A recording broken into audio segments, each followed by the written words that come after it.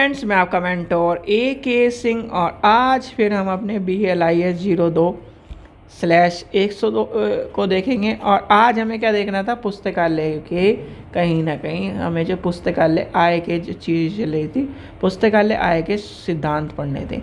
तो चलिए शुरू करते हैं। सबसे पहले क्या करना है, वीडियो को लाइक करना है, चैनल को सब्सक्राइब करना है, वीडियो को ज़्यादा शेयर करना है और टेलीग्राम ग्रुप को ज्वाइन करके रखना है, जिससे इम्पोर्टेंट इन्फॉर्मेशन आपको दे दी जाए। यूनिट नंबर 4, लेसन नंबर 14 और आज हमारा है पुस्तकालय आय के सिद्धांत। ठीक है, अब पुस्तकालय आय के सिद्धांतों की बात आए तो पुस्तकालय में को अपने आप में विभिन्न सेवाओं के लिए माना जाता है, जैसे कि आपके सेवा होगी, क्रियाकलाप होगी, योजना होगी, संचालित चीज़ों को निरंतर धन की आवश्यकता के लिए माना जाता है, जैसे भवन निर्माण, पुस्तकों का, पत्रिकाओं का क्रय हो गया, कर्मचारियों का वेतन हो गया, फर्नीचर आना हो गया, बिजली हो गया, बीमा हो गया। तो ये कहीं ना कहीं पुस्तकालय में खर्ची चीज़ें हैं, यानी खर्च होने वाली चीज़ें। अब आपका क्या है, पुस्तकालय में जो चीज़ें आपकी कहीं ना कहीं चल रही है, मौजूदा चीज़ें अलग अलग वित्तीय स्रोतों के अनुसार भी चलती हैं और पुस्तकालय में कहीं ना कहीं अलग अलग उपहार आपके आगे आय के सिद्धांत में आपका क्या है, उपहार आपको देखने को मिलते हैं। पुस्तकालय में उपहार आते हैं, अनुदान आते हैं, आपको दान में मिलती है कोई चीज़ें, वो अलग अलग चीज़ें आपको देखने के लिए मिलती हैं। इसके अंदर सबसे पहले आपको आ जाती है, यानी कि आय के स्रोतों में मोटे तौर पर इसे कहीं ना कहीं वर्गीकृत किया गया है। तो उसके वर्गीकरण में पैसा से पहले क्या आ जाएगा, शासकीय अनुदान एवं सहायता। ठीक है, क्या आ जाएगा, सहायता। अब इसमें नंबर 1 क्या है, इसमें आपको पता है कर्मचारी के लिए 50%, इसे छोड़ देते, भवन के लिए 50% ये रखा जाता है, पाठ्य सामग्री के लिए कुछ नहीं। ठीक है, धनराशि उपलब्ध करानी चाहिए, तो ये कहीं ना कहीं ये एक तरह से कहा जाए।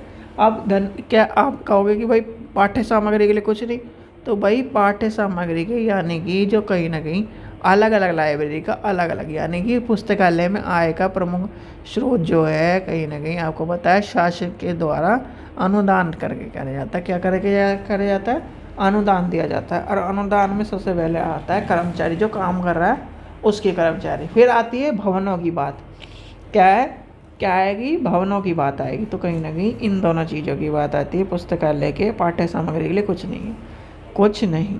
ठीक है, दूसरा आ जाता है UGC की, आपके UGC के द्वारा अनुदान, UGC के द्वारा अनुदान। अब विश्वविद्यालय केवल क्या है, शैक्षणिक पुस्तकालय को ही अनुदान प्रदान करता है।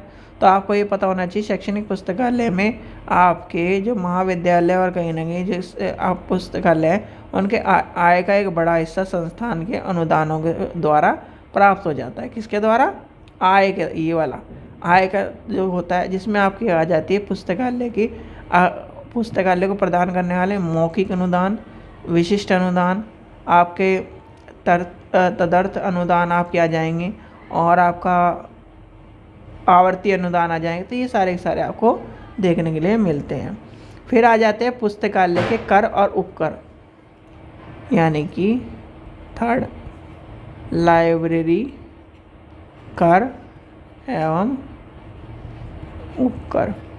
इसमें क्या आ जाएंगे, यानी कि जो लाइब्रेरी के कर है, यानी कि इसके आय के स्रोतों में पुस्तकालय के लिए जिन राज्यों के द्वारा पुस्तकालय अधिनियम लागू हुआ है, पुस्तक राज्य के यानी कि उसके जो अधिनियम लागू करे गए हैं उनके द्वारा अधिनियम के अनुसार पुस्तकालय के कर और कहीं ना कहीं लाइब्रेरी में सेस, ये सब चीज़ों को देखा जाए, कर और उपकर। ठीक है, याद रखना, कर और जो सेस हैं उसको भी उसी हिसाब से आवंटन किया जाएगा। फिर आपका आ जाएगा दान व उपहार। इसके बारे में मैंने आपको बताया था भाई, जो कहीं ना कहीं दान में आती है किताबें, उपहार में आती है, उसे क्या करते हैं, उसे इंक्लूड करा जाता है। जैसे कि आपको क्या है, कुछ पब्लिशर ऐसे है या कुछ किताबें ऐसी हैं, पब्लिशर क्या करते हैं, किताबें आपको दे जाते हैं कि भाई सर ये किताबें स्टूडेंट को प्रेफर करना, या ये आप अपनी लाइब्रेरी में रख लो। भाई लाइब्रेरी में रखेंगे, किताब बच्चों को दिखाई देगी, बच्चे टॉपिक उसको टॉपिक देखेंगे कि भाई सारे टॉपिक है, तो वो क्या करेगा, उस किताब को खरीदेगा। इसी ये कहीं ना कहीं स्ट्रेटजी होती है। फिर आता है 5वां नंबर, पुस्तकालय शुल्क। आप पुस्तकालय शुल्क के बारे में मुझे बताने की जरूरत नहीं, पुस्तकालय शुल्क आपको सबको पता है। भाई आप क्या कर रहे हो, मेंबरशिप ले रहे हो, तो कहीं ना कहीं पुस्तकालय शुल्क आ जाएगा। फिर आ जाएगा दंड, दंड से पैसा आता है हमारा। फिर आपका आ जाएगा सेवाओं से, जो हम कोई सेवा लेंगे अलग से। भाई इंटरनेट की सेवा ले ली हमने, क्या कर रहे 24/7 सेवा ले ली। हम क्या करें उसकी, ये मान के चलिए माइक्रोग्राफी या फिर आपको अनुवादित सेवा हो गई, वो लेते हैं, उसकी अलग से आपको चीज़ें मिलेगी। ठीक है। फिर आपका आ जाएगा अन्य स्रोतों में, लिख लीजिए अदर, लिख लीजिए 8वां नंबर। अदर आपको हो जाएगा रद्दी से, मैं बता रहा हूँ, रद्दी की बिक्री से, जो वीड आउट बुक हुई है उससे, आपके जो कहीं ना कहीं पुस्तकालय प्रशासन के से आय आ रही है उससे, पुस्तकालय में मेला आयोजन करा है उससे आपको किताब पैसे मिले, पुस्तकालय की संपत्ति जो कहीं ना कहीं वेस्ट हो गई उसे आपको बेचना है, तो उससे भी हमें क्या करता है, धन मिलता है। ठीक है। अब पुस्तकालय व्यय के प्रमुख जो चीज़ें हैं, अब आते हैं पुस्तकालय के व्यय के, यानी कि लाइब्रेरी के व्यय के प्रमुखता। ठीक है, प्रमुख। ठीक है। अब इसमें आ जाएगी, यानी कि जो पुस्तकालय के जो कर्मचारी है, उन्हें कहीं ना कहीं, भाई आप ये बताओ कर्मचारियों को वेतन दोगे कि नहीं, उसका व्यय हुआ कि नहीं लाइब्रेरी की, तो ये आपको देखना है। पाठ्य सामग्री यानी कि बुक आएंगी उसकी सारी की सारी, उसमें व्यय ख़त्म होगा हमारा। और कहीं ना कहीं आपके जो अन्य व्यय में आपका आ जाएगा, भाई हमने क्या करा, बिजली का बिल है, बीमा है, जल्दीकरण है, आपका भवन निर्माण है, और आपके उपकर हैं, समाचार पत्र हैं। आपको बताया था समाचार और मैगज़ीन के सबसे पहले पैसे जाते हैं, तो वो सारी चीज़ें आ जाएंगी। तो वो सारी आपको कहीं ना कहीं इसके अंदर देखने के लिए मिलेंगी। ठीक है।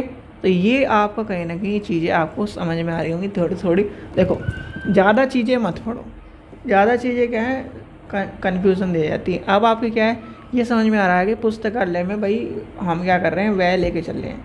भाई क्या कर रहे हैं, पैसा है हमारे पास, तो पैसा किस तरह से हमारा कहाँ से आ रहा है। आप घर में क्या करते हो, अब दिवाली की शॉपिंग चल रही है, यानी कि दिवाली का टाइम चल रहा है, तो आप क्या करोगे, पुराना का जो रद्दी है उसे बेच दोगे, उससे जो पैसा आएगा उससे नई चीज़ें खरीद लोगे।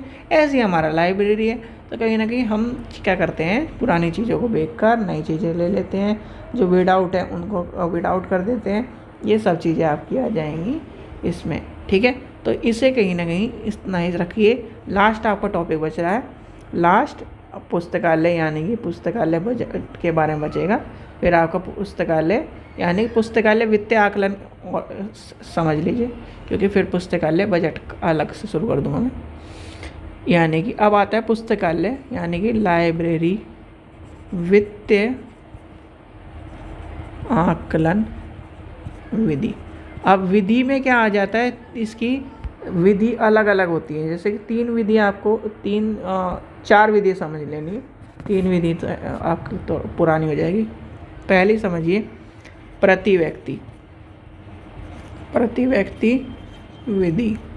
भाई प्रति व्यक्ति विधि क्या है कि एक व्यक्ति की कितना पैसा हम क्या करेंगे। फिर आता है अनुपात विधि। प्रति व्यक्ति विधि अभी मैंने कितना बताया था। फिर आपका आ जाता है विस्तार विधि। 4 आपका आ जाता है वित्तीय आकलन की अन्य विधियाँ। अब आपकी आ जाती है प्रति व्यक्ति। प्रति व्यक्ति आपको क्या बताया था? प्रति व्यक्ति सबसे पहले आपको मैंने बताया था कि हर व्यक्ति का यूजीसी ने कहीं ना कहीं अलग अलग चीज़ें बताई। 20 रुपये वाली कहानी बताई थी, 300 रुपये वाली कहानी बताई थी, प्रास्नातक के लिए अलग बताई थी और स्नातक के लिए अलग बताई थी। जो कहीं ना कहीं आपका शोधकर्ता वाले अध्यापक है उनके लिए अलग बताई थी। तो यानी कि 1000 रुपये, 500 रुपये, 20 रुपये, 30 रुपये, या कि कहीं ना कहीं आपको मैंने सारी व्यक्तियों की अलग अलग चीज़ें बताई थी। फिर आती है अनुपातित विधि। अनुपातित विधि में कहीं ना कहीं विश्वविद्यालय शिक्षा आयोग की बात अलग आ जाती है। आपका क्या हो जाएगा? एक चीज़ याद कर लेना, विश्वविद्यालय अनुदान आयोग के अनुसार कुल बजट का 6% से लेकर 10% तक के कहीं ना कहीं चीज़ों की सिफारिश करी गई है। ये चीज़ अनुपात का ध्यान रख लेना, लिख लेना, 6% से 10%। और ये क्वेश्चन कई बार आपके एग्ज़ाम में आ चुका है। यानी कि अनुपात की बात करिए, किसने करी है? यूजीसी ने। ठीक है, अनुपातित की बात करिए, यानी कि कुल बजट का याद कर लेना, कुल बजट का 6 से 10% की बात आती है।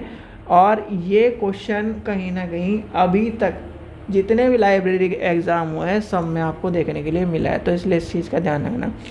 फिर आपका आ जाता है विस्तार विधि। विस्तार विधि में क्या हो जाता है? इस विधि में के अनुसार पुस्तकालय के विभिन्न यानी कि व्ययशील जो चीज़ें आती हैं, जैसे कर्मचारी का वेतन, पाठ्य सामग्री, जिलद की बात आ जाएगी, बिजली बिल, आपका आरक्षण खर्चा, ये सारे के सारे जोड़ लिए जाते हैं। और इस प्रकार के जोड़े हुए संपूर्ण धनराशि को विभिन्न प्राथमिकताओं के अनुसार उसको पूरा कराया जाता है। पहले कौन सी चीज़ करनी है? बिल देना है। बिल नहीं दोगे तो लाइट काट के चला जाएगा, तो ये सब चीज़ें आ जाएंगी। फिर आपका क्या है? किताब आनी है। किताब बिल नहीं, सबसे पहले आएगा कर्मचारी का वेतन, फिर बिल। ठीक है, इस तरह चलते हैं। वैसे तो कहना पहले बिल देते हैं, फिर कर्मचारी, फिर आपका आ जाएगा लास्ट वित्तीय आकलन। वित्तीय आकलन में क्या होगा? यानी कि खर्चा कितना बच रहा है, पैसा कितना बच रहा है, खर्चा कितना करना है, कितना पैसा बचेगा, क्या क्या सामान आना है, क्या क्या चीज़ें नहीं आनी है, क्या क्या चीज़ें पुरानी है, क्या क्या चीज़ें हमारे पास, कैसा पैसा है, कैसा, ये सारी इसमें आपको देखने के लिए मिलेंगी। ठीक है बच्चों, तो ये था आपका चैप्टर कहीं ना कहीं वित्तीय यानी कि लाइब्रेरी का कहीं ना कहीं बजट का जो चैप्टर चल रहा है। अब बच रहा है लाइब्रेरी बजट आपका, जो कि आपका हो जाएगा कल। और कल आपका अगर ये चैप्टर कंप्लीट होता है तो कल आपका चैप्टर कंप्लीट करके क्वेश्चन आंसर भी कल ही हम कर लेंगे। ठीक है बच्चों, चलिए आशा करता हूँ आपको वीडियो पसंद आई। वीडियो पसंद आई तो लाइक करें, चैनल को सब्सक्राइब करें, वीडियो को शेयर करें। Thank you.